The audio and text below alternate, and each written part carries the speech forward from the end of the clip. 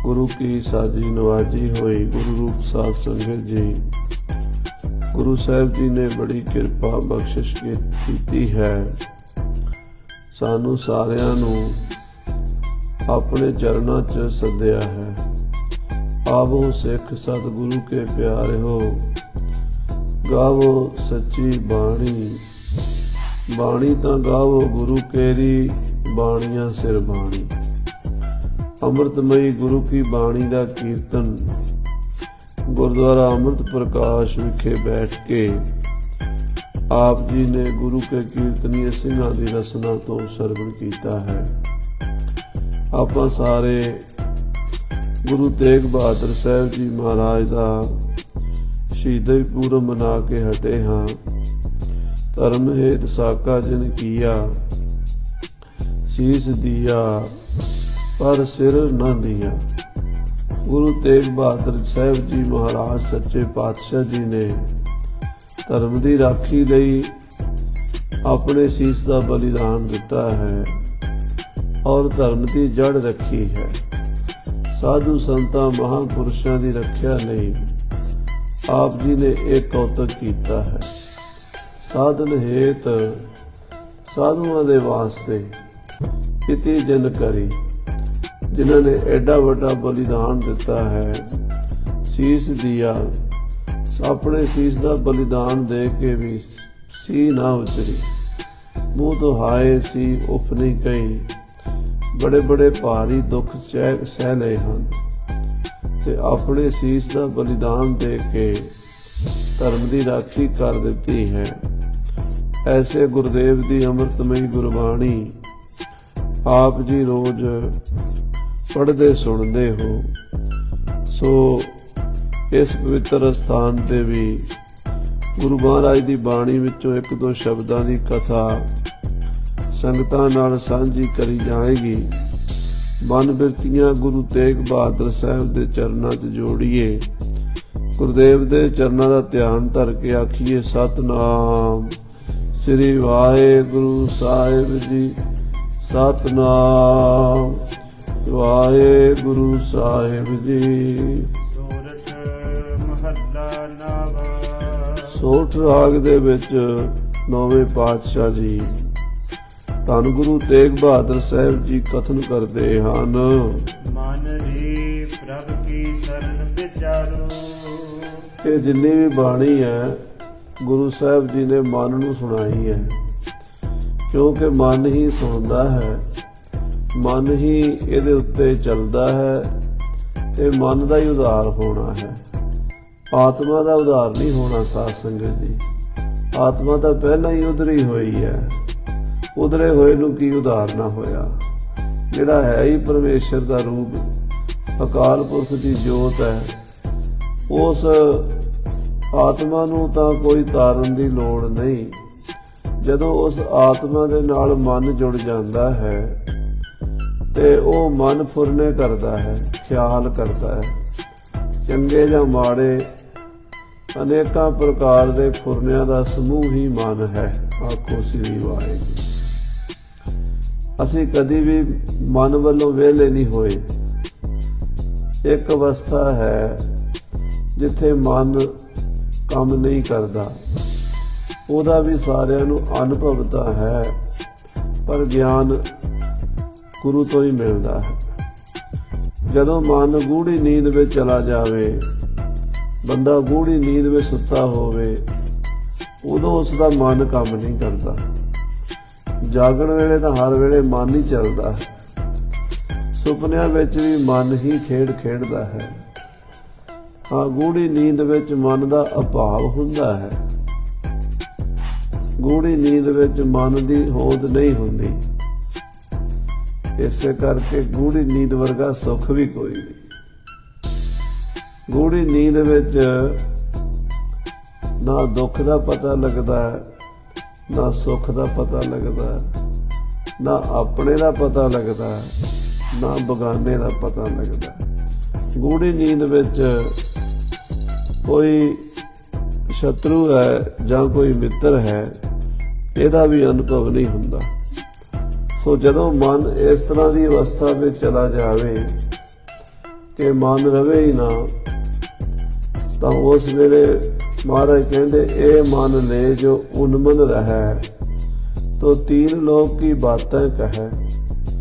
ਇਹਨੂੰ ਤਰਲੋਕੀ ਦਾ ਗਿਆਨ ਹੋ ਜਾਂਦਾ ਹੈ, ਜਾਗਰਤ ਸੁਪਨ ਸੁਖੋਪਤੀ ਦਾ ਇਹਨੂੰ ਅਨੁਭਵ ਹੋ ਜਾਂਦਾ ਜੇ ਉਨਮਨੀ ਅਵਸਥਾ ਵਿੱਚ ਚਲਾ ਜਾਂਦਾ।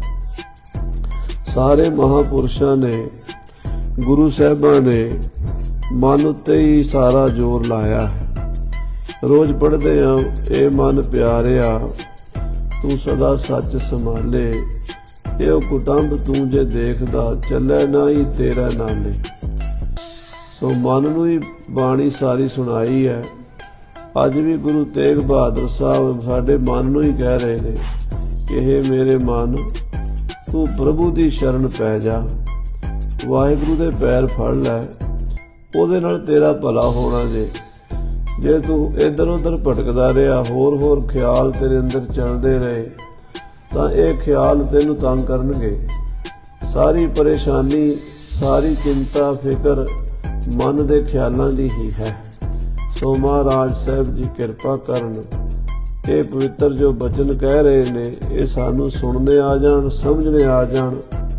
ਸੁਣਿਆ ਮੰਨਿਆ ਮਨ ਕੀਤਾ ਭਾਓ, ਅੰਤਰਗਤ ਤੀਰਥ ਮਲ ਨਾਓ। ਗੁਰੂ ਕੀ ਬਾਣੀ ਸੁਣਨੀ, ਸੁਣ ਕੇ ਮੰਨਣੀ, ਮਨ ਵਿੱਚ ਵਸਾਣੀ, ਇਹੀ ਗੁਰੂ ਸਾਹਿਬ ਦਾ ਉਪਦੇਸ਼ ਹੈ। ਆਓ ਸੁਣੀਏ ਪਿਆਰ ਨਾਲ, ਆਖੋ ਸਤਿਨਾਮ ਸ੍ਰੀ ਵਾਹਿਗੁਰੂ ਸਾਹਿਬ ਜੀ। ਫਿਰ ਆਖੋ ਸਤਿਨਾਮ ਵਾਹਿਗੁਰੂ ਸਾਹਿਬ ਜੀ। ਮਨ ਰੇ ਪ੍ਰਭ ਕੀ ਸ਼ਰਨ ਵਿਚਾਰੋ। ਸਾਹਿਬ ਜੀ ਫਰਮਾਨ ਕਰਦੇ ਆ, ਹੇ ਮੇਰੇ ਮਨ, ਤੂੰ ਪ੍ਰਭੂ ਦੀ ਸ਼ਰਨ ਪੈ ਜਾ। ਉਸ ਪਰਮਾਤਮਾ ਦੀ ਸ਼ਰਨ ਪਏ ਤੋਂ ਬਿਨਾਂ, ਉਹਦੇ ਅੱਗੇ ਸਿਲੰਡਰ ਕੀਤੇ ਤੋਂ ਬਿਨਾਂ ਹੋਰ ਕੋਈ ਚਾਰਾ ਨਹੀਂ। ਜੇ ਕੋਈ ਬੰਦਾ ਕਵੇ ਵੀ ਮੈਂ ਆਪਣੀਆਂ ਸਿਆਣਪਾਂ ਨਾਲ ਇਸ ਦੁਨੀਆ ਤੋਂ ਪਾਰ ਲੰਘ ਜਾਵਾਂਗਾ, ਤਾਂ ਮਹਾਰਾਜ ਕਹਿੰਦੇ ਸਹਿਸ ਸਿਆਣਪਾਂ ਲੱਖ ਹੋਵੇ ਤਾਂ ਇੱਕ ਨਾ ਚੱਲੇ ਨਾ। ਹਜ਼ਾਰਾਂ ਸਿਆਣਪਾਂ ਹੋਣ ਤਾਂ ਵੀ ਪਰਮਾਤਮਾ ਦੇ ਰਸਤੇ 'ਚ ਨਹੀਂ ਕੰਮ ਆਉਂਦੀਆਂ। ਦੁਨਿਆਵੀ ਤੌਰ ਤੇ ਤੁਸੀਂ ਕੋਈ ਬਿਜ਼ਨਸ ਕਰਨਾ, ਉਹਦੇ ਲਈ ਸਿਆਣਪ ਦੀ ਲੋੜ ਪੈ ਸਕਦੀ ਹੈ। ਕੋਈ ਨੌਕਰੀ ਕਰਨੀ ਹੈ, ਉਹਦੇ ਲਈ ਸਿਆਣਪ ਦੀ ਲੋੜ ਪੈ ਸਕਦੀ ਹੈ। ਕੋਈ ਕੰਮਕਾਰ ਕਰਨਾ, ਉਹਦੇ ਲਈ ਸਿਆਣਪ ਦੀ ਲੋੜ ਪੈਂਦੀ ਹੈ। ਪਰ ਰੱਬ ਦੇ ਚਰਨਾਂ 'ਚ ਜਦੋਂ ਸਿਲੰਡਰ ਕਰਨਾ, ਉਦੋਂ ਸਿਆਣਪ ਨਹੀਂ ਚਾਹੀਦੀ।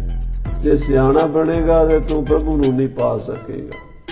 ਮਨ ਰੇ, ਹੇ ਮੇਰੇ ਮਨ, ਪ੍ਰਭੂ ਦੀ ਸ਼ਰਨ ਵਿਚਾਰ ਲੈ, ਉਹੀ ਤੇਰਾ ਇੱਕ ਸਹਾਰਾ ਹੈ, ਇੱਕ ਤੇਰਾ ਟਿਕਾਣਾ ਹੈ, ਇੱਕ ਤੇਰਾ ਆਸਰਾ ਹੈ। ਜੇ ਸਿਮਰਤ ਗਨ ਕਾਸੀ ਉਦਰੀ, ਤਾਕੋ ਜਸ ਉਰ ਧਾਰੂ। ਗੁਰੂ ਸਾਹਿਬ ਜੀ ਦੇ ਬਚਨ ਸੁਣ ਕੇ ਸਿੱਖਾਂ ਨੇ ਸਵਾਲ ਕੀਤਾ, ਕੁਐਸਚਨ ਕੀਤਾ, ਮਹਾਰਾਜ ਅਸੀਂ ਪ੍ਰਭੂ ਦੀ ਸ਼ਰਨ ਕਿਵੇਂ ਪੈ ਜਾਈਏ? ਅਸੀਂ ਤਾਂ ਪਾਪੀ ਬੰਦੇ ਹਾਂ। ਹਰ ਵੇਲੇ ਸਾਡੇ ਮਨ 'ਚ ਭੈੜੇ ਖਿਆਲ, ਕਦੀ ਕਾਮ ਵਾਸ਼ਨਾ, ਕਦੀ ਕ੍ਰੋਧ, ਕਦੀ ਲੋਭ, ਕਦੀ ਮੋਹ, ਕਦੀ ਹੰਕਾਰ ਸਿਰ ਚੁੱਕਦਾ ਹੈ। ਹਰ ਵੇਲੇ ਅਸੀਂ ਦੁਨਿਆਵੀ ਖਿਆਲਾਂ 'ਚ ਗਵਾਚੇ ਰਹਿੰਦੇ ਹਾਂ। ਕਦੀ ਮਹਾਰਾਜ ਤੇਰਾ ਤੇ ਖਿਆਲ ਹੀ ਨਹੀਂ ਆਇਆ। ਸਾਡਾ ਪਾਪੀ ਬੰਦਿਆਂ ਦਾ ਬੇੜਾ ਕਿਵੇਂ ਬੰਨੇ ਲੱਗੇਗਾ? ਸਾਡੇ ਗੁਨਾਹ ਕਿਵੇਂ ਬਖਸ਼ੇ ਜਾਣਗੇ? ਅਸੀਂ ਕਿਵੇਂ ਤਰਾਂਗੇ? ਆਖੋ ਸਤਿਨਾਮ ਸ੍ਰੀ। ਤਾਂ ਗੁਰੂ ਤੇਗ ਬਹਾਦਰ ਸਾਹਿਬ ਜੀ ਫਰਮਾਉਂਦੇ ਹਨ, ਇਹਦੇ ਵਿੱਚ ਡਰਨ ਦੀ ਲੋੜ ਨਹੀਂ। ਜਿਸ ਪ੍ਰਭੂ ਦਾ ਸਿਮਰਨ ਕਰਕੇ ਗਨਕਾ ਵਰਗੀ ਪਾਪਣ ਤਰ ਗਈ ਹੈ। ਗਨਕਾ ਸਾਧ ਸੰਗਤ ਜੀ ਵੇਸ਼ਿਆਂ ਨੂੰ ਕਹਿੰਦੇ ਹਨ, ਬਜ਼ਾਰੂ ਔਰਤ ਨੂੰ ਜਿਹੜੀ ਹਾਰ ਸ਼ਿੰਗਾਰ ਕਰਕੇ, ਨਾਚ ਗਾਣੇ ਕਰਕੇ ਵਿਸ਼ੇ ਵਿਕਾਰਾਂ ਵਿੱਚ ਆਪਣੀ ਜ਼ਿੰਦਗੀ ਗੁਜ਼ਾਰ ਰਹੀ ਸੀ। ਇੱਕ ਨਗਰ ਦੇ ਵਿੱਚ ਵੇਸ਼ਵਾ ਰਹਿੰਦੀ ਸੀ, ਚੁਬਾਰਾ ਬੜਾ ਸੋਹਣਾ ਬਣਾਇਆ ਹੋਇਆ ਸੀ। ਰੋਜ਼ ਉਹਦੇ ਕੋਠੇ ਤੇ ਗਾਣ ਵਜਾਉਣ ਦੇ ਸ਼ੌਕੀਨ ਆਉਂਦੇ ਸਨ ਤੇ ਨਾਚ ਗਾਣਾ ਵੇਖ ਕੇ ਉਹਨੂੰ ਪੈਸੇ ਦੇ ਕੇ ਚਲੇ ਜਾਂਦੇ ਸਨ। ਐਸੀ ਉਹ ਬਜ਼ਾਰੂ ਔਰਤ ਭਾਈ ਗੁਰਦਾਸ ਜੀ ਨੇ ਆਪਣੀ ਬਾਣੀ 'ਚ ਉਹਦਾ ਜ਼ਿਕਰ ਕੀਤਾ। ਕਹਿੰਦੇ ਗਨਕਾ ਪਾਪਣ ਹੋਏ ਕਹਿ, ਪਾਪਾਂ ਦਾ ਗਲ ਹਾਰ ਪਰੋਤਾ।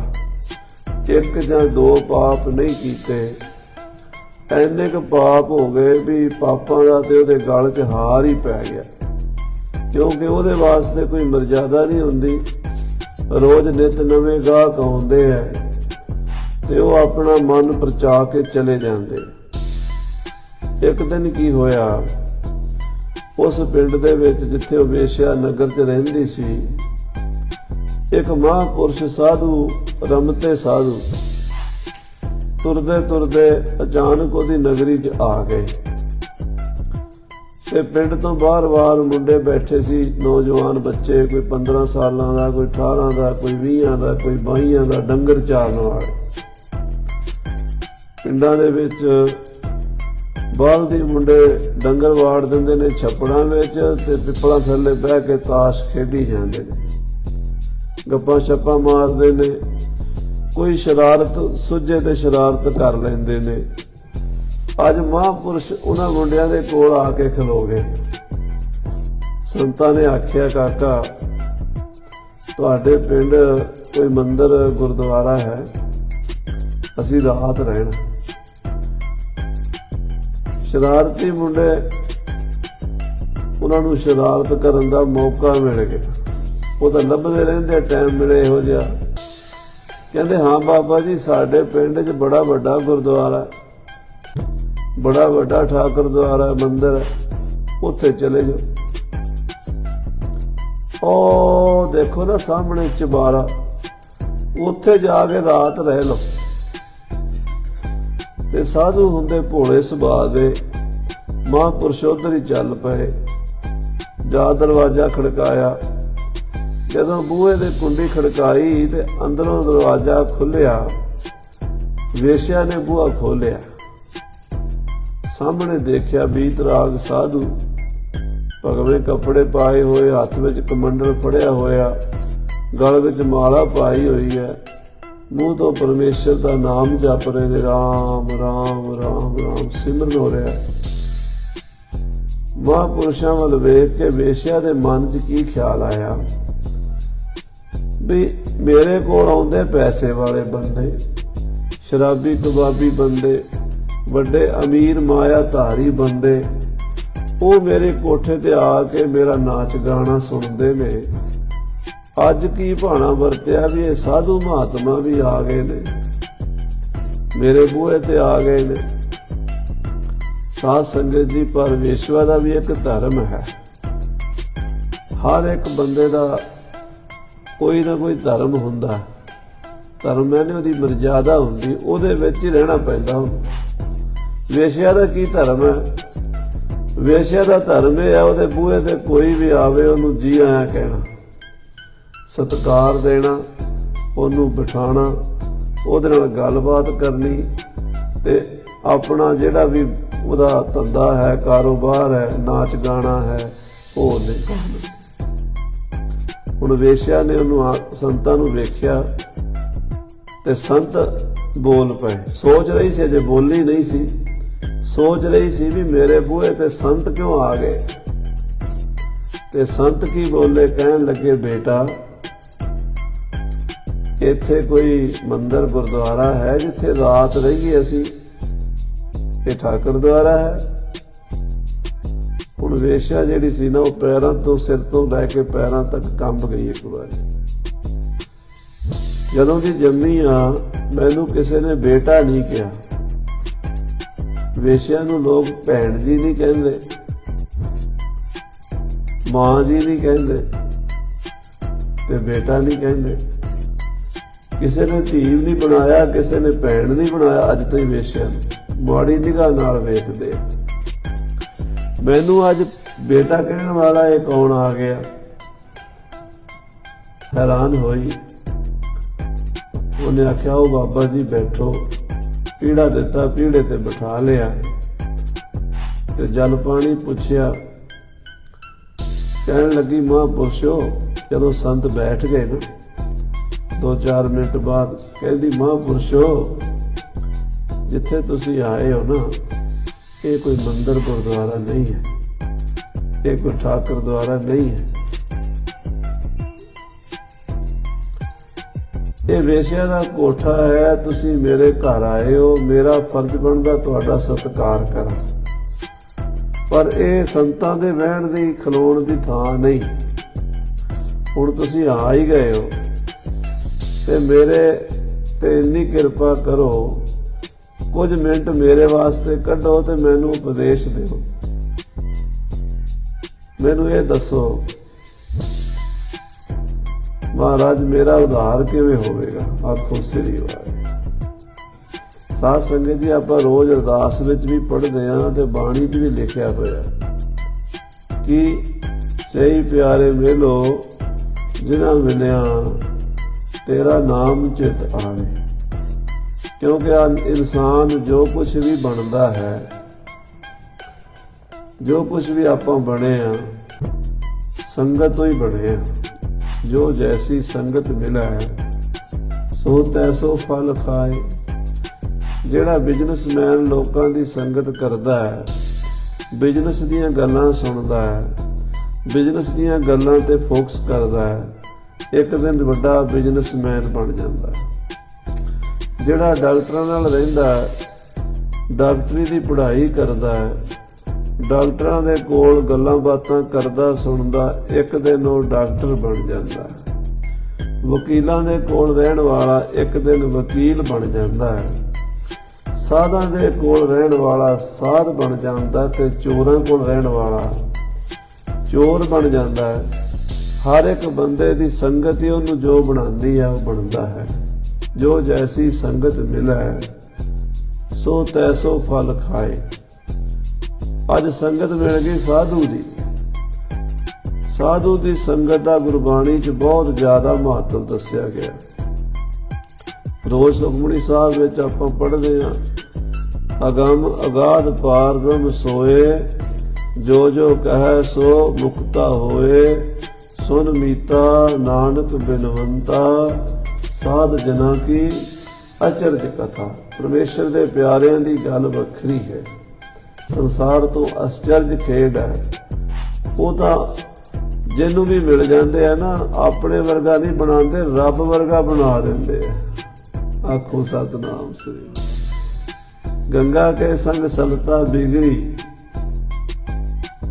ਗੰਗਾ ਗੰਗੋਤਰੀ ਪਹਾੜਾਂ ਵਿੱਚੋਂ ਨਿਕਲਦੀ ਹੈ, ਰਸਤੇ 'ਚ ਉਹਦੇ 'ਚ ਹੋਰ ਨਦੀਆਂ ਰਲੀ ਜਾਂਦੀਆਂ ਨੇ। ਛੋਟੀਆਂ ਛੋਟੀਆਂ ਉਹ ਨਦੀਆਂ ਗੰਗਾ 'ਚ ਪੈ ਕੇ ਗੰਗਾ ਰੂਪ ਹੋ ਜਾਂਦੀਆਂ ਨੇ। ਸੋ ਸਲਤਾ ਗੰਗਾ ਹੋਏ ਨਿਬਰੀ, ਬਲਕਿ ਜਿਉਂ ਮੀਂਹ ਉੱਠੈ ਗਲੀਆਂ ਨਾਲਿਆਂ ਟੋਭਿਆਂ ਕਾ ਜਲ। ਮੀਂਹ ਪੈਣ ਨਾਲ ਗਲੀਆਂ ਦਾ ਪਾਣੀ, ਨਾਲਿਆਂ ਦਾ ਪਾਣੀ, ਛੱਪੜਾਂ ਦਾ ਪਾਣੀ ਵੀ ਗੰਗਾ 'ਚ ਰਲ ਜਾਂਦਾ ਹੈ। ਜਿਉਂ ਮੀਂਹ ਉੱਠੈ ਗਲੀਆਂ ਨਾਲਿਆਂ ਟੋਭਿਆਂ ਕਾ ਜਲ, ਜਾਏ ਪਵੈ ਵਿੱਚ ਸੁਰਸਰੀ, ਸੁਰਸਰੀ ਮਿਲਤ ਪਵਿੱਤਰ ਪਾਵਨ ਹੋਏ ਜਾਵੇ। ਜਦੋਂ ਗੰਗਾ 'ਚੋਂ ਗੰਦੀ ਨਾਲੀ ਦਾ ਪਾਣੀ, ਗਟਰ ਦਾ ਪਾਣੀ, ਸੀਵਰੇਜ ਦਾ ਪਾਣੀ, ਗੰਦਾ ਪਾਣੀ ਗੰਗਾ 'ਚ ਮਿਲ ਜਾਂਦਾ, ਉਹਨੂੰ ਕੋਈ ਗਟਰ ਦਾ ਪਾਣੀ ਨਹੀਂ ਕਹਿੰਦਾ, ਬਲਕਿ ਉਹਨੂੰ ਗੰਗਾ ਜਲ ਜਾਣ ਕੇ ਸਾਰੇ ਪਾਨ ਕਰਦੇ ਨੇ, ਪੀਂਦੇ ਨੇ। ਸਾਧੂ ਦੀ ਸੰਗਤ ਵਿੱਚ ਸਾਡੇ ਵਰਗੇ ਪਾਪੀ ਬੰਦੇ ਵੀ ਬੈਠ ਕੇ ਤਰ ਜਾਂਦੇ ਨੇ। ਆਖੋ ਸਤਿਨਾਮ ਸ੍ਰੀ ਵਾਹਿਗੁਰੂ। ਕਹਿਣ ਲੱਗੇ, ਬੇਟਾ ਤੇਰਾ ਵੀ ਉਧਾਰ ਹੋ ਸਕਦਾ। ਕਹਿੰਦੀ, ਹੈ ਮਹਾਰਾਜ, ਮੈਂ ਤਾਂ ਬੜੇ ਪਾਪ ਕੀਤੇ ਹੈ, ਮੇਰਾ ਉਧਾਰ ਕਿਵੇਂ ਹੋ ਸਕਦਾ? ਭਾਈ ਗੁਰਦਾਸ ਜੀ ਕਹਿੰਦੇ, ਦੁਰਮਤ ਦੇਖ ਦਇਆਲ ਹੋਏ। ਉਹਦੀ ਖੋਟੀ ਮੱਤ ਵੇਖੀ ਤੇ ਦਇਆ ਦੇ ਘਰ 'ਚ ਆ ਗਏ। ਹੱਥੋਂ ਆਪਣੇ ਦਿੱਤਸ ਤੋਤਾ। ਭਾਈ ਗੁਰਦਾਸ ਦੀ 10ਵੀਂ ਵਾਰ ਜ਼ਰੂਰ ਪੜਿਆ ਕਰ। ਪੁਰਾਤਨ ਤੇ ਸੁੰਦਰ ਗੁਟਕੇ ਛਪਦੀ ਹੁੰਦੀ ਸੀ। ਕਿਉਂ ਛਾਪਦੇ ਸੀ? ਕਿ ਸਿੰਘ ਪੜ੍ਹਨਗੇ ਤੇ ਭਗਤੀ ਦਾ ਰੰਗ ਚੜੇਗਾ। ਉਹ ਭਗਤਾਂ ਦੀ ਵਾਰ ਹੈ 10ਵੀਂ ਵਾਰ। 11ਵੀਂ ਸਿੱਖਾਂ ਦੀ ਵਾਰ ਹੈ। 11ਵੀਂ ਵਾਰ ਪੜ੍ਹਨ ਨਾਲ ਸਾਨੂੰ ਪੁਰਾਤਨ ਸਿੱਖਾਂ ਦਾ ਸਿਮਰਨ ਹੁੰਦਾ, ਜਿਹੜੇ ਗੁਰੂ ਨਾਨਕ ਦੇਵ ਜੀ ਦੇ ਸਮੇਂ ਹੋਏ ਨੇ। ਤੇ 10ਵੀਂ ਵਾਰ ਪੜ੍ਹਨ ਨਾਲ ਭਗਤਾਂ ਦਾ ਪਤਾ ਲੱਗਦਾ, ਜਿਹੜੇ ਸਤਿਯੁਗ ਤੋਂ ਲੈ ਕੇ ਅੱਜ ਤਾਈਂ ਭਗਤ ਮਹਾਂਪੁਰਸ਼ ਹੋਏ। ਉਹਨਾਂ ਵਿੱਚ ਉਹ ਵੇਸ਼ਵਾ ਦੀ ਵੀ ਪੌੜੀ ਆਈ ਹੈ, ਉਹ ਵੀ ਭਗਤਾਂ 'ਚ ਗਿਣੀ ਗਈ ਹੈ। ਤੋਤਾ ਰੱਖਿਆ ਹੋਇਆ ਸੀ ਸੰਤਾਂ ਦੇ ਕੋਲ, ਤੋਤੇ ਦੀ ਪਿੰਜਰੀ ਸੀ, ਪਿੰਜਰੀ 'ਚ ਤੋਤਾ ਸੀ। ਉਹਨੂੰ ਸਵੇਰੇ ਉੱਠ ਕੇ ਰੋਜ਼ ਜਪਾਉਂਦੇ ਸੀ, ਗੰਗਾ ਰਾਮ ਬੋਲ ਰਾਮ ਰਾਮ, ਤੇ ਉਹ ਕਹਿੰਦਾ ਸੀ ਰਾਮ ਰਾਮ। ਉਹ ਸਿਮਰਨ ਕਰ ਕਰਕੇ ਉਹਦਾ ਵੀ ਜਾਪ ਨਾਲ ਉਦਾਂ ਹੀ ਚੱਲ ਗਿਆ ਸੀ। ਕਹਿਣ ਲੱਗੇ ਬੇਟਾ ਆਹ ਤੋਤਾ ਸਾਡਾ ਗੰਗਾ ਰਾਮ, ਇਹਨੂੰ ਤੇਰੇ ਕੋਲ ਛੱਡ ਚੱਲੇ ਆ। ਇਹਨੂੰ ਸਵੇਰੇ ਅੰਮ੍ਰਿਤ ਵੇਲੇ ਉੱਠ ਕੇ ਇਸ਼ਨਾਨ ਕਰਕੇ ਤੂੰ ਕਹਿਣਾ ਗੰਗਾ ਰਾਮ ਬੋਲ ਰਾਮ ਰਾਮ, ਇਹ ਕਹੇਗਾ ਰਾਮ ਰਾਮ। ਤੂੰ ਕਹਿਣਾ ਗੰਗਾ ਰਾਮ ਬੋਲ ਰਾਮ ਰਾਮ, ਇਹ ਕਹੇਗਾ ਰਾਮ ਰਾਮ। ਦਿਨ ਚੜੇ ਤੱਕ ਇਹ ਕੰਮ ਕਰਨਾ, ਆਖੋ ਸ੍ਰੀ ਵਾਹਿਗੁਰੂ। ਦਿਨ ਚੜੇ ਤੱਕ ਇਹ ਵਿਹਾਰ ਕਰਨਾ। ਜੇ ਤੂੰ ਇਹ ਕੰਮ ਕਰੇਂਗੀ ਤੇਰਾ ਉਧਾਰ ਹੋ ਜਾਏਗਾ। ਇਹ ਕਹਿ ਕੇ ਮਹਾਂਪੁਰਸ਼ ਤੋਤਾ ਦੇ ਕੇ ਚਲੇ ਗਏ। ਉਹ ਜਿਹੜੀ ਵੇਸ਼ਵਾ ਸੀ ਸਵੇਰੇ ਅੰਮ੍ਰਿਤ ਵੇਲੇ ਉੱਠਦੀ, ਇਸ਼ਨਾਨ ਕਰਦੀ ਤੇ ਤੋਤੇ ਦੇ ਪਿੰਜਰੇ ਨੂੰ ਸਾਹਮਣੇ ਧਰ ਲੈਂਦੀ ਤੇ ਕਹਿੰਦੀ ਗੰਗਾ ਰਾਮ ਬੋਲ ਰਾਮ ਰਾਮ। ਉਹ ਬੋਲਦਾ ਰਾਮ ਰਾਮ। ਦਿਨ ਚੜੇ ਤੱਕ 2 ਘੰਟੇ 2.5 ਘੰਟੇ ਰੋਜ਼ ਇਹ ਅਭਿਆਸ ਚੱਲਦਾ। ਔਰ ਸਾਧ ਸੰਗਤ ਜੀ ਹੁਣ ਤਾਂ ਆਪਾਂ ਸਾਰੇ ਸਿੱਖ, ਮੈਂ ਵੀ ਵਿੱਚ ਹੀ ਹਾਂ, ਸੂਰਜਮੁਖੀ ਹੋ ਗਏ। ਸੂਰਜਮੁਖੀ ਦਾ ਮਤਲਬ ਹੈ ਸੂਰਜ ਚੜ੍ਹੇਗਾ ਤੇ ਨਹਾਵਾਂਗੇ। ਪਰ ਸਾਡੇ ਗੁਰੂਆਂ ਦਾ ਹੁਕਮ ਹੈ ਕਿ ਪਿਛਲੀ ਰਾਤ ਰਹਿੰਦੀ, ਸਵਾ ਪਹਿਰ ਰਾਤ ਰਹਿੰਦੀ। ਸਤਿਗੁਰ ਕਾ ਜੋ ਸਿੱਖ ਅਖਾਏ ਸੋ ਭਲਕੇ ਉੱਠ ਹਰ ਨਾਮ ਧਿਆਵੇ। ਸਵੇਰੇ ਅੰਮ੍ਰਿਤ ਵੇਲੇ ਉੱਠ ਕੇ ਨਾਮ ਜਪਣ ਨਾਲ ਕੀ ਹੁੰਦਾ? ਜੋ ਅਸੀਂ ਸਵੇਰੇ ਕਰਾਂਗੇ ਸਾਰਾ ਦਿਨ ਕਰਾਂਗੇ। ਐਸੀ ਚਾਬੀ ਭਰ ਜਾਂਦੀ ਹੈ ਨਾ ਅੰਮ੍ਰਿਤ ਵੇਲੇ, ਸਾਰਾ ਦਿਨ ਖਿਆਲ ਉਦਾਂ ਦੇ ਰਹਿਣਗੇ। ਜੇ ਅੰਮ੍ਰਿਤ ਵੇਲਾ ਗਵਾ ਲਿਆ, ਸੁੱਤੇ ਰਹਿ ਗਏ, ਫਿਰ ਸਾਰਾ ਦਿਨ ਕਲਯੁਗ ਘੇਰ ਕੇ ਰੱਖੇਗਾ। ਉਹ ਅੰਮ੍ਰਿਤ ਵੇਲੇ ਉੱਠਦੀ ਹੈ, ਰੋਜ਼ ਨਾਮ ਜਪਦੀ ਹੈ ਤੇ ਤੋਤੇ ਨੂੰ ਜਪਾਉਂਦੀ। ਅੱਜ ਕੱਲ੍ਹ ਸਾਡੇ ਵਿੱਚ ਇਹ ਵੀ ਪ੍ਰਚਾਰ ਕੀਤਾ ਜਾਂਦਾ ਵੀ ਤੋਤਾ ਰੱਟਣੀ ਹੈ, ਵਾਹਿਗੁਰੂ ਵਾਹਿਗੁਰੂ ਕਰਨਾ। ਕਈ ਲੋਕ ਇਹੋ ਜਿਹੇ ਨਾਸਤਕ ਹੋ ਗਏ ਨੇ ਜਿਹੜਾ ਗੁਰਮਤਿ ਦਾ ਸਭ ਤੋਂ ਵੱਡਾ ਅਸੂਲ ਹੈ, ਗੁਰਬਾਣੀ ਦਾ ਸਭ ਤੋਂ ਵੱਡਾ ਅਸੂਲ ਕੀ ਹੈ ਭਲਾ? ਸਭ ਤੋਂ ਵੱਡਾ ਅਸੂਲ, ਸਭ ਤੋਂ ਵੱਡਾ ਧਰਮ ਕੀ ਹੈ? ਮਹਾਰਾਜ ਕਹਿੰਦੇ ਸਰਬ ਧਰਮ ਮੈਂ ਸ੍ਰੇਸ਼ਟ ਧਰਮ, ਹਰ ਕੋ ਨਾਮ ਜਪ ਨਿਰਮਲ ਕਰਮ। ਨਾਮ ਦੇ ਬਰਾਬਰ ਕੁਛ ਨਹੀਂ, ਨਾਮ ਤੁਲ ਕਛ ਅਵਰ ਨਾ ਹੋਏ। ਨਾਨਕ ਗੁਰਮੁਖ ਨਾਮ ਪਾਵੇ ਜਨ ਕੋਏ। ਜਿੰਨੇ ਮਰਜ਼ੀ ਹੋਰ ਸਾਧਨ ਕਰ ਲੋ, ਵਾਹਿਗੁਰੂ ਵਾਹਿਗੁਰੂ ਵਾਹਿਗੁਰੂ ਵਾਹਿਗੁਰੂ ਕੱਲਾ ਹੀ ਬੇੜਾ ਬੰਨੇ ਲਾ ਦਿੰਦਾ। ਉਹ ਨਾਮ ਜਪਦਾ ਤੋਤਾ ਤੇ ਨਾਲ ਉਹਨੂੰ ਨਾਮ ਇਹ ਜਪਾਈ ਜਾਂਦੀ ਤੇ ਇਹਦਾ ਵੀ ਧਿਆਨ ਉਸੇ ਤਰ੍ਹਾਂ ਦਾ ਹੁੰਦਾ ਗਿਆ। 12 ਸਾਲ ਤੋਤੇ ਨੂੰ ਨਾਮ ਜਪਾਇਆ। 12 ਸਾਲ ਦੇ ਅਭਿਆਸ ਨਾਲ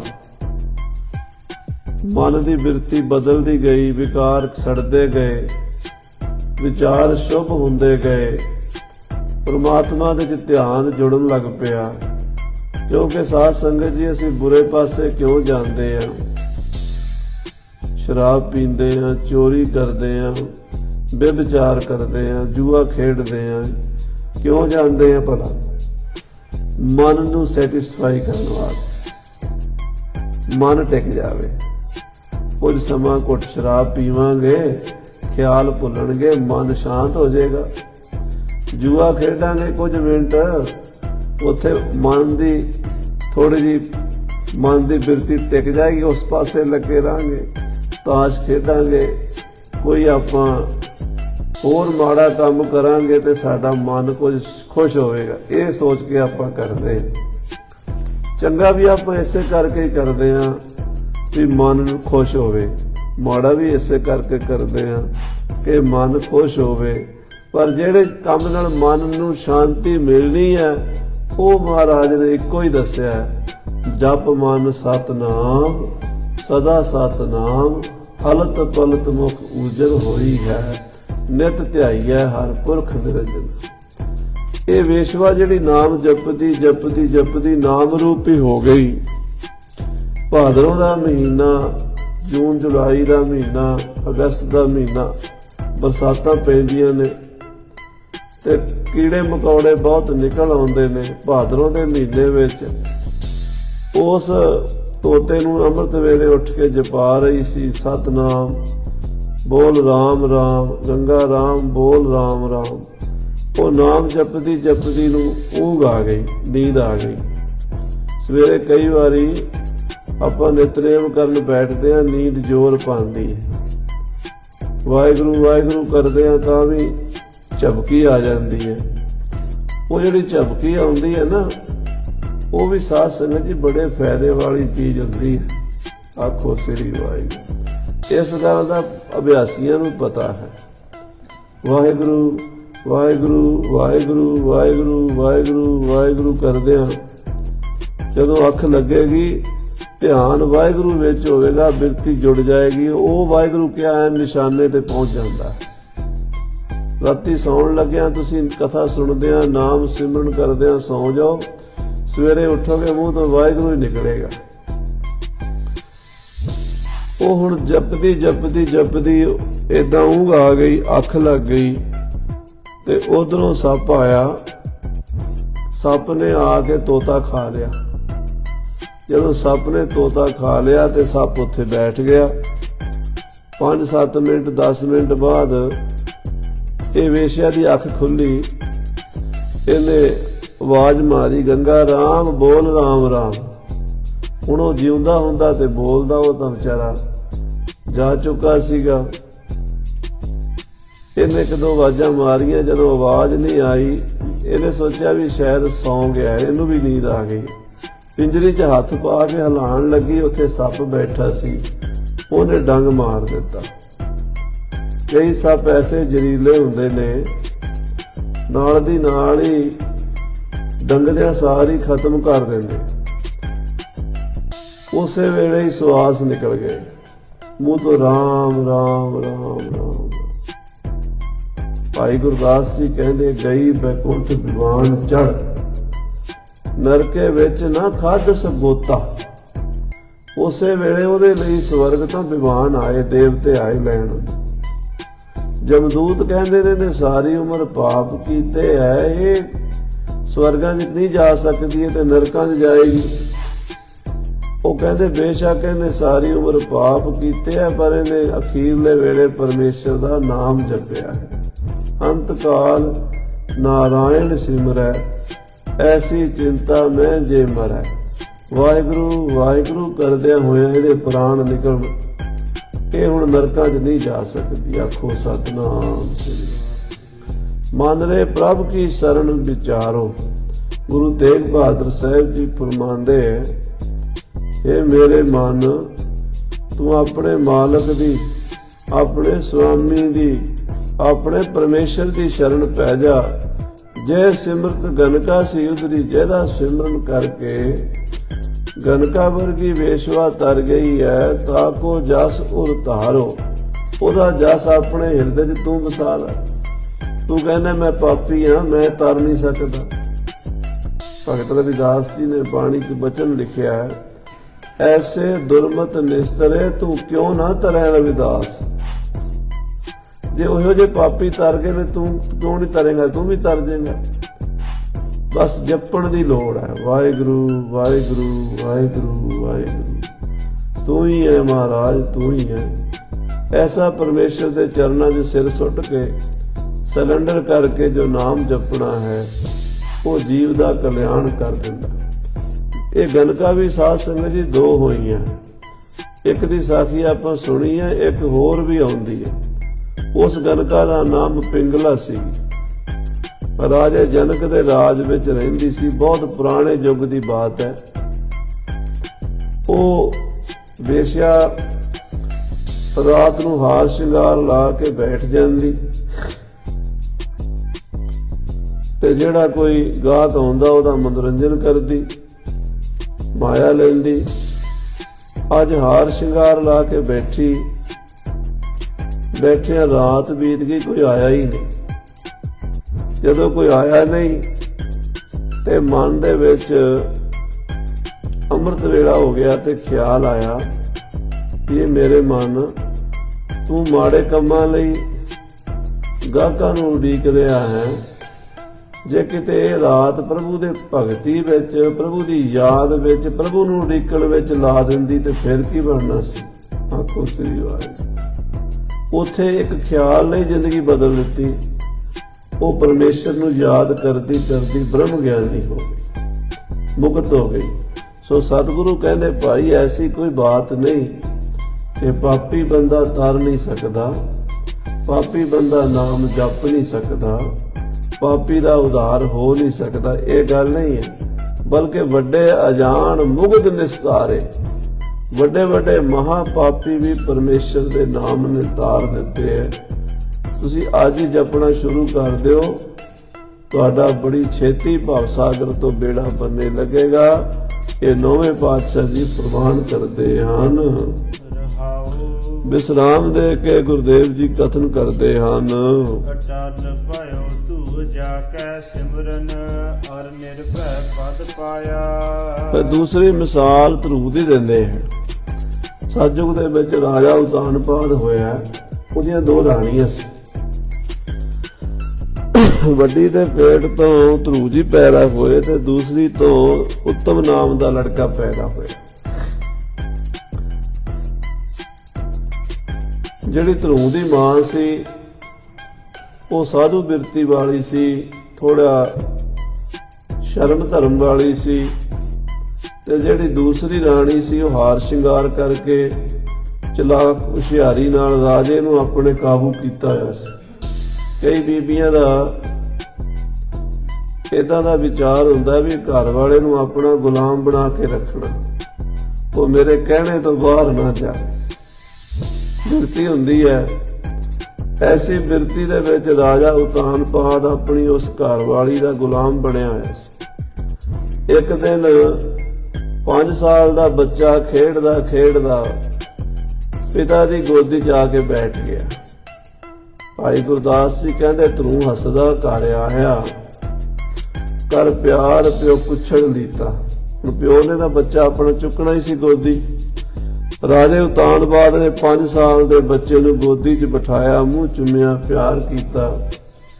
ਐਨੇ ਨੂੰ ਛੋਟੀ ਰਾਣੀ ਆ ਗਈ।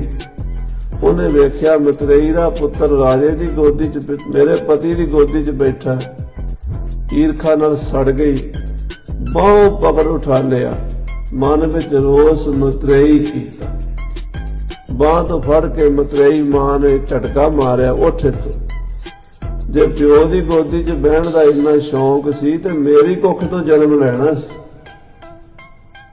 ਮਿਹਣਾ ਮਾਰਿਆ, ਅਪਮਾਨ ਕੀਤਾ। ਬੱਚਾ ਰੋਂਦਾ ਹੋਇਆ ਡੁੱਡੋ ਲਿਕਾ ਮਾਂ ਪੁੱਛੇ, ਮਾਂ ਕੋਲ ਆ ਗਿਆ ਰੋਂਦਾ, ਢਕੋਰੇ ਲੈਂਦਾ, ਨਿਸਾਸੇ ਮਾਰਦਾ, ਅੱਖਾਂ 'ਚੋਂ ਹੰਝੂ ਸਿੱਟਦਾ। ਮਾਂ ਤੂੰ ਸਵਾਣੀ ਹੈ ਕਿ ਸਰੀਤਾ, ਤੂੰ ਰਾਣੀ ਹੈ ਕਿ ਨੌਕਰਾਣੀ ਹੈ? ਉਹਨੇ ਆਖਿਆ ਪੁੱਤਰ ਕੀ ਗੱਲ? ਕਹਿਣ ਲੱਗਾ ਮਾਂ ਮੈਂ ਪਿਤਾ ਜੀ ਦੀ ਗੋਦੀ 'ਚ ਬੈਠਣ ਗਿਆ ਸੀ ਤੇ ਦੂਸਰੀ ਮਾਤਾ ਨੇ, ਛੋਟੀ ਮਾਤਾ ਨੇ ਮੈਨੂੰ ਉਠਾ ਕੇ ਝਿੜਕ ਕੇ ਆਖਿਆ ਵੀ ਜੇ ਪਿਤਾ ਦੀ ਗੋਦੀ 'ਚ ਬਹਿਣਾ ਸੀ ਤੇ ਮੇਰੀ ਕੁੱਖ ਤੋਂ ਜਨਮ ਲੈਣਾ ਸੀ। ਇਹ ਮਾਂ ਤੂੰ ਰਾਣੀ ਨਹੀਂ ਹੈ, ਤੇਰਾ ਬੱਚਾ ਮੈਂ ਪਿਓ ਦੀ ਗੋਦੀ 'ਚ ਨਹੀਂ ਬਹਿ ਸਕਦਾ, ਇਹਦਾ ਕੀ ਕਾਰਨ ਹੈ? ਉਹਨੇ ਆਖਿਆ ਪੁੱਤਰ ਸੁਆਣੀ ਆ ਮੈਂ, ਰਾਣੀ ਆ ਮੈਂ, ਰਾਜਿਆਂ ਦੇ ਘਰ ਜੰਮੀ ਸੀ, ਰਾਜਿਆਂ ਦੇ ਘਰ ਵਿਆਹੀ ਸੀ, ਮੈਂ ਰਾਣੀ ਆ। ਸੁਆਣੀ ਹਾਂ ਜਨਮ ਦੀ, ਜਨਮ ਰਾਜਿਆਂ ਦੇ ਘਰ ਲਿਆ, ਵਿਆਹੀ ਰਾਜਿਆਂ ਦੇ ਘਰ ਗਈਆਂ। ਸੰਸਾਰ ਵਿੱਚ ਮੈਨੂੰ ਰਾਣੀ ਸਮਝਿਆ ਜਾਂਦਾ। ਸਾਧ ਸੰਗਤ ਜੀ, ਕੋਈ ਬੰਦਾ ਅਮੀਰ ਹੋਵੇ ਤੇ ਕੋਈ ਬੰਦਾ ਸੁਖੀ ਹੋਵੇ, ਇਹ ਦੋਵੇਂ ਗੱਲਾਂ ਜ਼ਰੂਰੀ ਨਹੀਂ ਵੀ ਇਕੱਠੀਆਂ ਹੋਣ। ਆਖੋ ਸ੍ਰੀ ਵਾਹਿਗੁਰੂ। ਪੈਸੇ ਵਾਲੇ ਵੀ ਜ਼ਿਆਦਾਤਰ ਦੁਖੀ ਦੇਖੇ ਜਾਂਦੇ। ਵੱਡੇ ਲੋਕ, ਵੱਡੇ ਵੱਡੇ ਜੋਤੀਸ਼ਾਂ ਲੋਕ, ਤਿੰਨ ਕੋ ਵਿਆਪੈ ਚਿੰਤਾ ਰੋਗ। ਵੱਡੇ ਵੱਡਿਆਂ ਨੂੰ ਤਾਂ ਚਿੰਤਾ ਲੱਗੀ ਹੋਈ ਹੈ, ਵੱਡੇ ਵੱਡੇ ਦੇ ਪਰੇਸ਼ਾਨ ਨੇ, ਵੱਡਿਆਂ ਵੱਡਿਆਂ ਦੇ ਅੰਦਰ ਤਾਂ ਈਰਖਾ ਹੈ, ਦਵੈਸ਼ ਹੈ। ਮੈਂ ਰਾਣੀ ਆ, ਮੈਂ ਰਾਜਿਆਂ ਦੇ ਘਰ ਜੰਮੀ ਆ, ਮੈਂ ਰਾਜਿਆਂ ਦੇ ਘਰ ਵਿਆਹੀ ਆ, ਪਰ ਪੁੱਤਰ ਮੈਂ ਇੱਕ ਕਰਮ ਤੋਂ ਹੀਣੀ ਆ। ਆਖੋ ਸ੍ਰੀ ਵਾਹਿਗੁਰੂ। ਕਰਮ ਹੀਣਾ ਸ਼ਬਦ ਆਪਾਂ ਆਮ ਵਰਤਦੇ ਆ, ਉਹ ਫਲਾਣਾ ਬੰਦਾ ਕਰਮਾਂ ਦਾ ਮਾੜਾ, ਉਹਦੇ ਕਰਮ ਮਾੜੇ ਆ। ਕੋਈ ਪੂਰਬਲੇ ਕਰਮ ਚੰਗੇ ਹੋਣ ਤੇ ਸੰਸਾਰ 'ਚ ਸੁੱਖ ਮਿਲਦਾ, ਪੂਰਬਲੇ ਕਰਮ ਮਾੜੇ ਹੋਣ ਤੇ ਦੁੱਖ ਮਿਲਦਾ। ਜੇ ਅੱਧੇ ਪਾਪ ਕੀਤੇ ਹੋਣ, ਅੱਧੇ ਪੁੰਨ ਕੀਤੇ ਹੋਣ ਤੇ ਬੰਦੇ ਦਾ ਜਨਮ ਮਿਲਦਾ। ਆਖੋ ਸ੍ਰੀ ਵਾਹਿਗੁਰੂ। ਕਿਉਂਕਿ ਸਾਡੀ ਜ਼ਿੰਦਗੀ ਵਿੱਚ ਵੀ ਸੁੱਖ ਬੜੇ ਨੇ ਤੇ ਸਾਡੀ ਜ਼ਿੰਦਗੀ 'ਚ ਦੁੱਖ ਵੀ ਬੜੇ ਨੇ। ਨਾਨਕ ਦੁਖੀਆ ਸਭ ਸੰਸਾਰ। ਸੁੱਖ ਜਿਹੜੇ ਨੇ ਉਹ ਸਾਡੇ ਪੁੰਨਾਂ ਕਰਕੇ ਸਾਨੂੰ ਮਿਲਦੇ ਨੇ, ਦੁੱਖ ਸਾਡੇ ਪਾਪਾਂ ਕਰਕੇ ਸਾਨੂੰ ਮਿਲਦੇ ਨੇ। ਪੁੱਤਰ ਮੈਂ ਰਾਜਿਆਂ ਦੇ ਘਰ ਜੰਮੀ, ਰਾਜਿਆਂ ਦੇ ਘਰ ਵਿਆਹੀ, ਪਰ ਨਾਮ ਨਾ ਭਗਤੀ ਕਰਮ ਦ੍ਰਿੜੀਤਾ। ਮੈਂ ਨਾਮ ਨਹੀਂ ਜਪਿਆ, ਭਗਤੀ ਨਹੀਂ ਕੀਤੀ, ਸ਼ੁਭ ਕਰਮ ਨਹੀਂ ਕੀਤੇ, ਇਸ ਕਰਕੇ ਰਾਣੀ ਹੋ ਕੇ ਵੀ ਰੋ ਰਹੀ ਆ, ਰਾਜੇ ਦੀ ਘਰਵਾਲੀ ਹੋ ਕੇ ਵੀ ਤਿਰਸਕਾਰੀ ਜਾ ਰਹੀ ਆ, ਦੁਲਕਾਰੀ ਜਾ ਰਹੀ ਆ। ਮੇਰਾ ਬੱਚਾ ਪਿਓ ਦੀ ਗੋਦੀ 'ਚ ਨਹੀਂ ਬਹਿ ਸਕਦਾ। ਕਹਿਣ ਲੱਗਾ, ਮਾਂ ਇਹ ਦੱਸ ਕਿਸ ਉਦਮ ਤੇ ਰਾਜ ਮਿਲਿਆ? ਰਾਜ ਮਿਲਦਾ ਕਿਵੇਂ? ਸ਼ਤਰੂ ਤੇ ਸਭ ਹੋਵਣ ਮੀਤਾ। ਸ਼ਰਤ ਹੈ ਵੀ ਉਹ ਰਾਜ ਵੀ ਐਸਾ ਹੋਵੇ ਦੁਸ਼ਮਣ ਕੋਈ ਨਾ ਹੋਵੇ। ਕਿਉਂਕਿ ਦੁਨਿਆਵੀ ਤੌਰ ਤੇ ਅੱਜ ਤਾਈਂ ਕੋਈ ਐਸਾ ਰਾਜਾ ਨਹੀਂ ਹੋਇਆ ਜਿਹਦਾ ਕੋਈ ਦੁਸ਼ਮਣ ਨਾ ਹੋਇਆ ਹੋਵੇ। ਰਾਜੇ ਦੀ ਤਾਂ ਰਾਣੀ ਵੀ ਕਈ ਵਾਰੀ ਦੁਸ਼ਮਣ ਬਣ ਜਾਂਦੀ, ਵੀ ਰਾਜਾ ਮਰ ਜੇ ਤੇ ਮੈਂ ਰਾਣੀ ਬਣ ਜਾਵਾਂ। ਰਾਜੇ ਦੇ ਭਰਾ ਕਈ ਵਾਰੀ ਚਾਹੁੰਦੇ ਆ ਰਾਜੇ ਨੂੰ ਕਤਲ ਕਰ ਦਈਏ, ਅਸੀਂ ਰਾਜੇ ਬਣ ਜਾਈਏ। ਰਾਜੇ ਦੇ ਪੁੱਤਰ ਅਕਸਰ ਰਾਜਿਆਂ ਦੇ ਕਤਲ ਕਰਕੇ ਉਹਦੀ ਗੱਦੀ ਦੇ ਮਾਲਕ ਬਣ ਜਾਂਦੇ ਆ। ਰਾਜਿਆਂ ਦੇ ਵਜ਼ੀਰ ਰਾਜਿਆਂ ਤੋਂ ਬੇਵਫਾ ਹੋ ਕੇ ਰਾਜਿਆਂ ਨੂੰ ਕਤਲ ਕਰਵਾ ਦਿੰਦੇ ਆ। ਰਾਜੇ ਦੀ ਪ੍ਰਜਾ ਰਾਜੇ ਨੂੰ ਮਾਰ ਦਿੰਦੀ ਹੈ। ਰਾਜੇ ਦੇ ਹਜ਼ਾਰਾਂ ਦੁਸ਼ਮਣ ਹੁੰਦੇ ਨੇ। ਐਸਾ ਰਾਜ ਹੋਵੇ ਦੁਸ਼ਮਣ ਕੋਈ ਨਾ ਹੋਵੇ। ਮਾਂ ਉਹ ਰਾਜ ਕਿੱਦਾਂ ਮਿਲਦਾ? ਕਹਿਣ ਲੱਗੀ, ਪਰਮੇਸ਼ਰ ਆਰਾਧੀ ਹੈ ਜਿੱਦੂ ਹੋਈਆ ਪਤਤ ਪੁਨੀਤਾ। ਕਿਸ ਉਦਮ ਤੇ ਰਾਜ ਮਿਲਿਆ? ਸ਼ਤਰੂ ਤੇ ਸਭ ਹੋਵਨ ਮੀਤਾ। ਪਰਮੇਸ਼ਰ ਆਰਾਧਿਆ ਜਿੱਦੂ ਹੋਈਆ ਪਤਤ ਪੁਨੀਤਾ। ਇਹ ਸੁਣ ਕੇ ਹੁਣ ਅੱਧੀ ਰਾਤ ਨੂੰ ਸੁੱਤੀ ਮਾਂ ਨੂੰ ਛੱਡ ਕੇ 5 ਸਾਲ ਦਾ ਬੱਚਾ ਘਰੋਂ ਨਿਕਲਿਆ। ਸੌਖਾ ਨਹੀਂ ਹੈ। ਅਸੀਂ ਗੁਰੂ ਗ੍ਰੰਥ ਸਾਹਿਬ ਦੀਆਂ ਇਹ ਪਾਵਨ ਪੰਕਤੀਆਂ ਪੜ੍ਹਦੇ ਤਾਂ ਹਾਂ, ਸੁਣਦੇ ਹਾਂ। ਕਿਵੇਂ ਪਰਮੇਸ਼ਰ ਦਾ ਨਾਮ ਜਪਣਾ? ਉਹ ਕਹਿੰਦੇ ਰਾਮ ਜਪੋ ਜੀ ਐਸੇ ਐਸੇ। ਐਸੇ ਐਸੇ ਕਿਵੇਂ? ਕਹਿੰਦੇ ਧਰੂ ਪ੍ਰਹਲਾਦ ਜਪਿਓ ਹਰ ਜੈਸੇ। ਜਿਵੇਂ ਧਰੂ ਨੇ ਜਪਿਆ, ਜਿਵੇਂ ਪ੍ਰਹਲਾਦ ਨੇ ਜਪਿਆ। ਇਹ ਦੋਵੇਂ 5-5 ਸਾਲ ਦੀ ਉਮਰ ਦੇ ਹੋਏ ਮਹਾਂਪੁਰਸ਼। 5-5 ਸਾਲ ਦੀ ਉਮਰ 'ਚ ਇਹਨਾਂ ਨੇ ਨਾਮ ਜਪਿਆ, ਧਰੂ ਜੀ ਨੇ ਵੀ ਤੇ ਪ੍ਰਹਲਾਦ ਜੀ ਨੇ। ਬਾਹਰ ਚੱਲਿਆ ਕਰਨ ਤਪ, ਮਨ ਬੈਰਾਗੀ ਹੋਏ ਅਤੀਤਾ। ਮਨ ਬੈਰਾਗਵਾਨ ਹੋ ਗਿਆ, ਜੰਗਲ ਨੂੰ ਤੁਰਿਆ ਜਾਂਦਾ। ਮਾਂ ਸੁੱਤੀ ਹੈ, ਰਾਜਾ ਸੁੱਤਾ, ਕਿਸੇ ਨੂੰ ਨਹੀਂ ਪਤਾ। ਘਣੇ ਜੰਗਲਾਂ ਵੱਲ ਬੱਚਾ ਛੋਟਾ ਜਿਹਾ 5 ਸਾਲ ਦਾ ਤੁਰਿਆ ਜਾਂਦਾ। ਰਸਤੇ 'ਚ ਨਾਰਦ ਮੁਨੀ ਜੀ ਮਿਲ ਗਏ। ਨਾਰਦ ਮੁਨੀ ਜੀ ਪਰਮੇਸ਼ਰ ਦੇ ਮੁੱਢਲੇ ਭਗਤਾਂ 'ਚ ਗਿਣੇ ਜਾਂਦੇ। ਗੁਰੂ ਗ੍ਰੰਥ ਸਾਹਿਬ ਵਿੱਚ ਵੀ ਜ਼ਿਕਰ ਆਉਂਦਾ, ਭਗਤ ਨਾਰਦੀ ਹਿਰਦੈ ਨ ਆਈ, ਕਾਸ਼ ਕੂਚ ਤਨ ਦੀਨਾ, ਰਾਗ ਰਾਗਨੀ ਡਿੰਬ ਹੋਏ ਬੈਠਾ, ਉਨ ਹਰ ਪਿਆ ਕਿਆ ਲੀਨਾ। ਭਗਤ ਕਬੀਰ ਜੀ ਮਹਾਰਾਜ ਕਹਿੰਦੇ। ਕਿਉਂਕਿ ਭਗਤੀ ਦਾ ਜਿਹੜਾ ਮੂਲ ਗ੍ਰੰਥ ਹੈ ਨਾ, ਭਗਤੀ ਸੂਤਰ, ਉਹ ਨਾਰਦ ਮੁਨੀ ਜੀ ਨੇ ਲਿਖਿਆ ਹੈ। ਪਰਮੇਸ਼ਰ ਦੇ ਭਗਤਾਂ ਵਿੱਚ ਪਹਿਲਾ ਭਗਤਾਂ ਦਾ ਜਿਹੜਾ ਸਥਾਨ ਆਉਂਦਾ, ਉਹਦੇ 'ਚ ਨਾਰਦ ਮੁਨੀ ਦੀ ਲਿਸਟ ਵਿੱਚ ਨਾਮ ਆਉਂਦਾ। ਸੋ ਕਹਿੰਦੇ ਨਾਰਦ ਮੁਨੀ ਜੀ ਮਿਲੇ। ਕਹਿੰਦੇ ਬੱਚਾ ਕਿੱਥੇ ਚੱਲਿਆ? ਕਹਿੰਦਾ ਜੀ ਨਾਮ ਜਪਣ, ਜੰਗਲ ਵਿੱਚ ਜਾ ਕੇ ਤਪੱਸਿਆ ਕਰਾਂਗਾ, ਪ੍ਰਭੂ ਭਗਵਾਨ ਦੇ ਦਰਸ਼ਨ ਕਰਨੇ। ਉਹਨਾਂ ਕਿਹਾ ਪੁੱਤਰ ਤੇਰੀ ਉਮਰ ਛੋਟੀ ਹੈ, ਜੰਗਲ 'ਚ ਨਾ ਕੁਝ ਖਾਣ ਨੂੰ, ਨਾ ਕੁਝ ਪੀਣ ਨੂੰ, ਨਾ ਕੁਝ ਉੱਥੇ ਰਹਿਣ ਨੂੰ। ना उत्थे मीह कणी तो बचण दे लिए कोई सहारा, कोई कमरा नहीं, कोई घर नहीं, कोई मंजा बिस्तरा नहीं, खाएगा कि खाण नूं रोटी नहीं।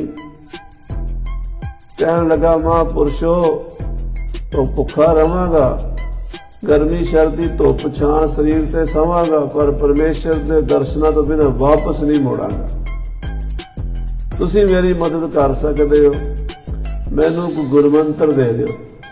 साध संगत जी, गुरबाणी कहंदी है नाम जपो, सारे महापुरुष साधु संत कहते ने नाम जपो, सारी दुनिया कहती नाम जपो।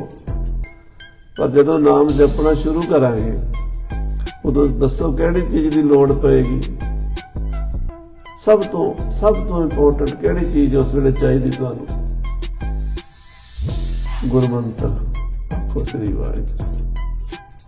कुछ तो बोलोगे ही ना, राम राम आखोगे, हरि हरि आखोगे, वाहिगुरू आखोगे, अल्लाह आखोगे, खुदा आखोगे, कुछ तो कहना ही पएगा ना।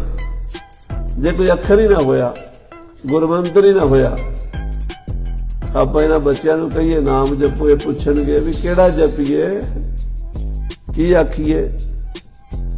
सो सब तो वड्डी चीज है गुरमंत्र, जिहड़ा सानू पंजां प्यारिਆਂ ने दिता है।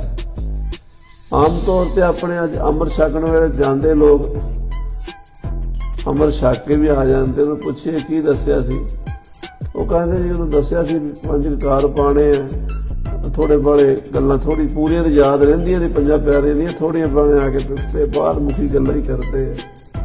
जो उन्हें पूछिए भी सब तो इंपोर्टेंट किहड़ी चीज मिली है, कोई नहीं पता नहीं जी की है। सब तो जिहड़ी उस वेले सब तो जिहड़ी खास वस्तु मिली है 5 प्यारिਆਂ तो गुरमंत्र मिले। बाकी भी चीज़ां सारियां खास ने, 5 ककार ने, 5 बाणियां ने, रहत मर्यादा है, जीवन की जांच है, वो ठीक है, सब कुछ जरूरी है। पर जो जिहड़ा बीज है ना विच जिहने फलीभूत होना, वो गुरमंत्र है। महापुरुषों मैनूं गुरमंत्र दे दिओ। बच्चे का हठ वेख के नारद मुन उपदेशिया, नाम निधान अम्यो रस पीता। भाई गुरदास जी कहते नारद मुनि जी ने उहदे कन्नां विच गुरमंत्र दिता, ओम नमो भगवते वासुदेवाय। भगवती परमेश्वर की अकाल पुरख की भगती, उस भगवंत का सिमरन कन्नां विच पा दिता। 5 साल का बच्चा दिन रात उस शब्द के जाप विच लीन हो गया। राजे ने सद्या भी आजा वापस ते राज ले ला। पिछों राजे सद्या, अब चल राज करो नित नीता। 5 साल के बच्चे नूं किन्नी सोझी आई, कहता भी जे मैं अजे भगती करनी शुरू की है तो राज की आफर आ गई है, जे मैं भगती कर लांगा फिर पता नहीं की मिलेगा। आखो सतनाम श्री। फिर इन्नी भगती की कि परमात्मा वाहिगुरु प्रतख होकर दर्शन दिते। 36,000 वरे धरती ते राज करके ध्रुव जी अटल पदवी नूं पहुंचे। गुरु रामदास साहब जी का बचन है, ध्रुव अटल अजहू ना टरियो। जेड़े रोज तारियां नूं जानदे ना, तारियां दा विज्ञान, उस जेड़े 7 ऋषि घूमते हैं, उन्हें विचकार 7 के इलावा एक तारा है जिन्होंने ध्रुव तारा कहते। सारे आले दुआले घूमते, वो अपने टिकाने तो नहीं टलदा, उत्थे ही रहिंदा, उहदा सेंटर पॉइंट इक्को ही है। सतगुरु रामदास साहब जी ने गुरु ग्रंथ साहब जो लिखा, ध्रुव अटल, वो अटल है, अजहू ना टरियो, अजे तक नहीं टलिया। काहदे नाल अटल होया? कहते परमेश्वर की भगती कर। साहब श्री गुरु रामदास सच्चे पातशाह जी ने जो बचन लिखे ने, उही गुरु तेग बहादुर साहब जी कहते ने, अटल भयो तू जाके सिमरन। नहीं टलदा, अपनी थां तो अगे पिछे नहीं हुंदा, अटल है, सदा ही ध्रुव तारा चमकदा है। जिस प्रभु का सिमरन करके ध्रुव जी अटल हो गए और निरभय पद पाया। और निरभव पदवी, साध संगत जी, सब तो उच्ची पदवी केड़ी है? कोई कहता भी मैं MLA बन जावां, कोई कहता मैं MP बन जावां, कोई कहता मैं सरकार च मंत्री बन जावां, मुख मंत्री बन जावां, प्रधान मंत्री बन जावां, राष्ट्रपति बन जावां। ते जाके राष्ट्रपति नूं ते प्रधान मंत्री नूं ते मुख मंत्री नूं पुछो की हाल है तेरा, वो कहता बड़ा खतरा, बड़ा डर है। वो बेचारे डरदे मारे घरों बाहर नहीं निकल सकते, इन्नियां सिक्योरिटियां दे विच रहना पैंदा, वो तां भी नींद नहीं आउंदी रात नूं। पर महाराज कहंदे निर्भय एक ऐसी पदवी है जिथे भय ही कोई ना होवे, डर ही कोई ना होवे। निर्भौ जपै सगल भौ मिटै, प्रभ कृपा ते प्राणी छुटै। तू अटल भयो ध्रुव जाके सिमरन। जिस प्रभु का सिमरन करके ध्रुव जी अटल हो गए हैं और निर्भय पदवी पा लई है। दुख हरता एह वेद को स्वामी, तै काहे बिसराया। ऐसा वाहिगुरु, इस विधि का वाहिगुरु जिहड़ा दुखों का नाश करने वाला है। साध संगत जी, आपां सारे सुखी होना चाहुंदे आ, दुखों तो बचना चाहुंदे आ, पर सानू ये नहीं पता भी साडे दुख मिटने किवें है। महाराज कहंदे दुख हरता ये वेद को स्वामी, मेरा वाहिगुरु दुखों का नाश करने वाला है। तैं काहे बिसराया, तू उस प्रभु नूं क्यों भुलाई बैठा है, क्यों विसारी बैठा है। सो गुरु तेग बहादुर साहब जी दे पावन शब्द दी रहिंदी विचार कल आप जी नूं सरवण करावांगे, क्योंकि ये जिहड़े शब्द हन महाराज ने गुरु तेग बहादुर साहब जी ने सोठ राग विच उच्चारण कीते हैं। इन्हां विच साडा विश्वास प्रभु ते पक्का करन लई पुराने भगतां महापुरुषां दीयां साखियां सुणाईयां। पिछले जे समय विच साडे अंदर एक दो जमातां इहो जिहियां पैदा हो गईयां, कथा विच कहंदे जी साखी नहीं सुणानी चाहिदी। ये भी प्रचार गुरुद्वारियां दी स्टेजां तो हुंदा रहा। कहते साखी नहीं सुनानी, भगतां दी संतां दी कथा च साखी ना सुनाओ। ते मेरे वर्गे डरदे प्रचारकां ने साखियां सुनानियां भी बंद कर दी, क्योंकि सानू डर हुंदा लोग जो सुनणगे असीं ओही सुनाना।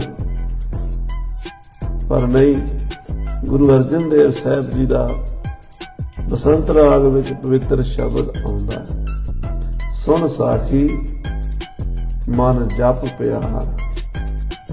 हे भाई, हे मेरे मन, तू साखी सुन। साखी का मतलब हुंदा गवाही,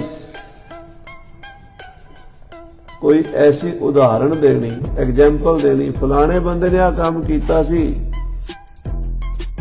ओनू आ लाभ होया सी, फलाने बंदे ने आ काम कीता सी, ओनू आ नुकसान होया सी। ओदी एग्जाम्पल देनी, सुनानी, ओनू कहंदे साखी। साखी सुन साखी मन जप प्यार। साखी सुनिया करो ते प्रेम नाल जपिया करो सतनाम श्री वाहिगुरू। अजामल उदरिया कै एक बार, बाल्मीकै होआ साध संग, ध्रुव को मिलिया प्रभ निसंग। सारियां साखियां सुना के गुरु अर्जन देव जी ने कहा सुन साखी। आखो श्री वाहिगुरू। गुरु साहब साखियां सुनाते हैं, गुरबाणी च भी साखियां, भाई गुरदास की बाणी विच साखियां, दसम पातशाह की बाणी च साखियां, जन्म साखियां तो है ही साखियां। ते जिहड़ी साध संगत जी कथा भाई संतोख सिंह जी कवि जी ने 10 गुरुआं की लिखी है, गुर प्रताप सूरज ग्रंथ, ये तां गुरु की साखी है। जिहड़ा भी सुनेगा, जिहड़ा भी पढ़ेगा, जिहड़ा भी गाएगा, उहदा बेड़ा भव सागर तो पार लंघेगा। सो अज कुछ समय लई हाजरी संगत दे चरनां विच हुकम होया सी, अमृत प्रकाश विखे भरनी है। फिर अगला जो प्रोग्राम है वो हुण नाल लगदे ही गुरुद्वारा नानकसर साहब विखे, नानकसर ठाठ विखे उत्थे साध संगत जी कथा विचार, ये शब्द की रहिंदी विचार कल नूं करांगे। ते उत्थे 100 साखी विचों कुछ प्रसंग जिहड़े गुर प्रताप सूरज विच चल रहे ने, वो नानक प्रकाश आरंभ होने हैं। लगभग एक हफ्ता उत्थे कथा होनी है। संगतां हुण बेनती है समा कढ के ये जो बचन 100 साखी दे ने, गुरु कलगीधर जी महाराज गुरु गोबिंद सिंह जी तो जो सिंघां ने बचन पूछे, भाई राम कोयल जी पुछदे सी ਜਾਂ ਹੋਰ ਜਗਿਆਸੂ ਪੁੱਛਦੇ ਸੀ, ਮਹਾਰਾਜ ਉਹਦਾ ਉੱਤਰ ਦਿੰਦੇ ਸਨ। ਉਹ ਸਾਹਿਬ ਸਿੰਘ ਲਿਖਾਰੀ ਜੀ ਨੇ ਲਿਖੇ। ਬਾਅਦ ਚ ਕਵੀਰਾਜ ਭਾਈ ਸੰਤੋਖ ਸਿੰਘ ਜੀ ਨੇ ਆਪਣੇ ਗ੍ਰੰਥ ਵਿੱਚ ਉਲੱਥਾ ਕੀਤਾ। ਸੋ ਉਹ ਕਥਾ ਆਪਾਂ ਉੱਥੇ ਚੱਲ ਕੇ ਸਰਵਣ ਕਰੀਏ। ਦਾਸ ਇੱਥੇ ਹੀ ਆਪਣੇ ਵਿਚਾਰਾਂ ਨੂੰ ਵਿਰਾਮ ਦਿੰਦਾ ਹੈ। ਭੁੱਲਾਂ ਚੁੱਕਾਂ ਦੀ ਖਿਮਾ। ਹੇ ਗੋਬਿੰਦ, ਹੇ ਗੋਪਾਲ, ਹੇ ਪੁਰਾਣ ਨਾਥ ਅਨਾਥ ਸਖੇ, ਹੇ ਸਮਰੱਥ ਅਗੰਮ ਪੂਰਨ ਮੋਏ।